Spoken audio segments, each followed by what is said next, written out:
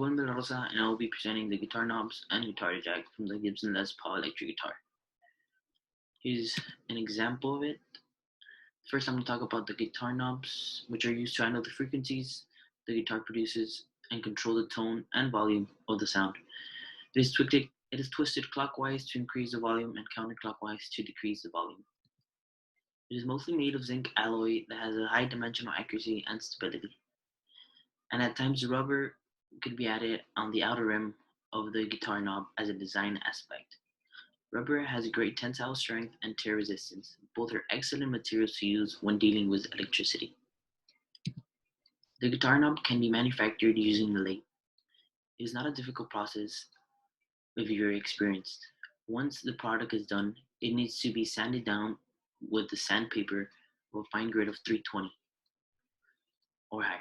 When the product is finished, it could be lightly coated with fine paint for metal of the color desired. Next, we're going to talk about guitar jacks. Guitar jacks actually serve several types of output jacks for electric guitars, although the most common and the one used for this guitar would be the mono jack. The guitar jack allows the ability to be able to connect the signal from the guitar to an amplifier. Guitar jack utilizes a pressure ground and a single hot positive connection, as actual grounds are not connected to the sleeve. The pressure of the tip dictates how good the ground is, resulting in inferior sound quality. The entire product of the guitar jack is made of metallic material, and the one used for this guitar would be a 1040 aluminum. Aluminum is a lightweight metal that has a great ductility and great electrical conductivity, which is its main purpose for this product. And the process of the material needs to be cut first with an aluminum saw. A hydraulic press can also be used to shape the aluminum. Once the pieces required are obtained, the lathe can be used to shape the bottom half of the guitar jack and then later on be assembled together and be able to be assembled with an audio jack, which is also connected to the speaker. This is the material and the process I chose to theoretically manufacture guitar knob and guitar jack. Hello, my name is Jesus Degoyal, and I'll be presenting the body and neck portions of the electric guitar. The body of the electric guitar in our case is made of mahogany with a maple top. This is produced through a long process of milling, pressing, adhesive processes, and drilling. The neck is also made of mahogany, and the fretboard or fingerboard is made of rosewood or ebony. Also inside the neck is a long rod or a long bolt made of steel called a truss rod. This prevents the neck and body from collapsing or breaking underneath string tension. Also on the fretboard are fret wires. These wires are placed at specific intervals to create specific pitches while playing the guitar. Also there are guiding inlays made of mother of pearl or any other decorative material. These are for the musician to better keep track of where they are on the fretboard. On the side of the guitar is installed a binding, which is made of ABS plastic, a very versatile material, but in this case merely a decorative piece.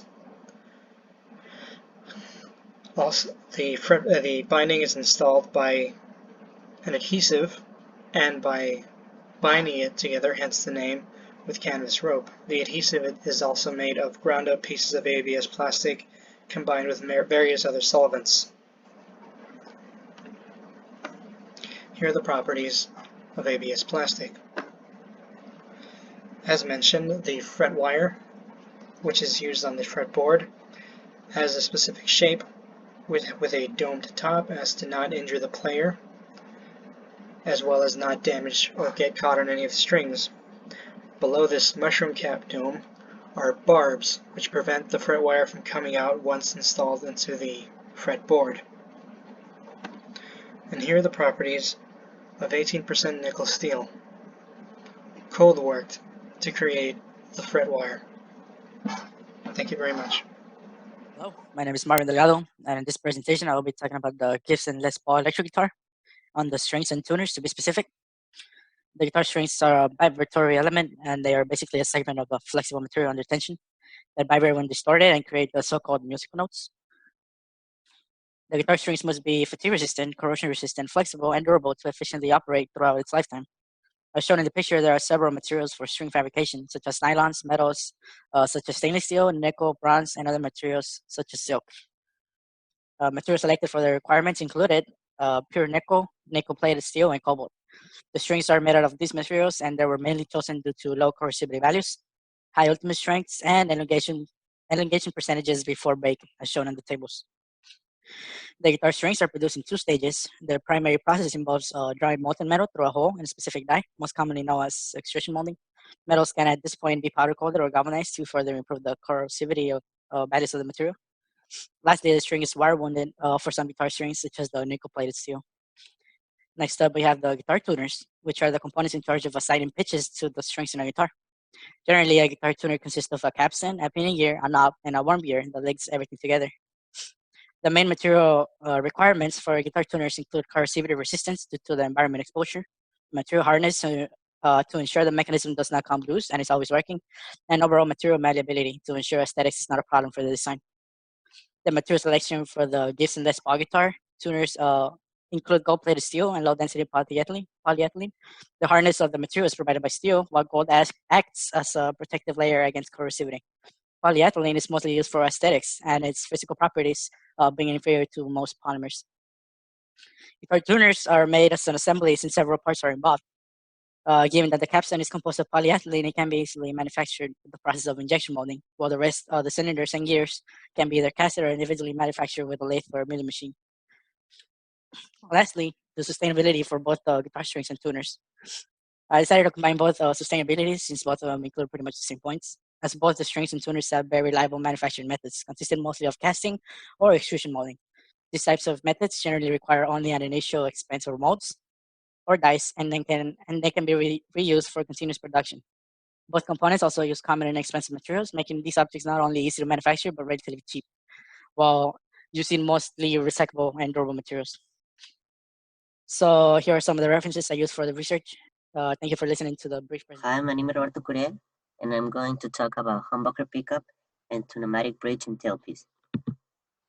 Humbucker pickup is a component of the guitar that has a task to convert the vibration of the strings to electrical signals and cancels out interferences. A humbucking pickup is composed of two coils, with each coil wound reversed to the other. Each set of 6 magnetic poles is also opposite in polarity. Parts of a humbucker. A humbucker pickup has 3 principal components: 2 coils, 1 magnet, and 6 pole pieces. Material requirements. The coil is a term used for the combination of those thousands and thousands of turns of copper wire around the bobbin. The bobbin is the thing that holds those turns of a copper wire in place. A coil without copper is a bobbin. You can use practically anything as a bobbin. Polycarbonate and butyrate are kinds of plastic frequently used in pickups. Pneumatic bridge and tailpiece. Even though there are different parts, most of the time you will find both together, since these parts need to perfectly match. The pneumatic extends to make the distance adjustable for all the strings. The stopper tailpiece is meant to be adjusted for string tension. The treated post can be lowered or raised to increase or relieve the string tension at pitch. Parts. The pneumatic bridges consist of one oblong saddle which holds 6 saddle inserts and their corresponding string length, intonation. Adjustment screws. There are good bridges and there are not so good bridges. The tailpiece stopper has holes right into it that allow the guitar strings to be treated from the rear and out through to the front. The string pad then goes over the bridge saddles and the string knot to the machine heads located on the headstock. Material requirements. Most pneumatic bridges that you see on copies are cast of zinc. Some after-made bridges are made of aluminum, alleging a crisper. The best pneumatic bridges are made of bell brass. A stop tailpiece is a bar, typically made of an alloy, which is held to the body of a guitar by large screws threaded into embedded sleeves. They are most often aluminum, zinc, or brass based, with the latter the costliest. And you can see there are the mechanical properties of the brass and aluminum.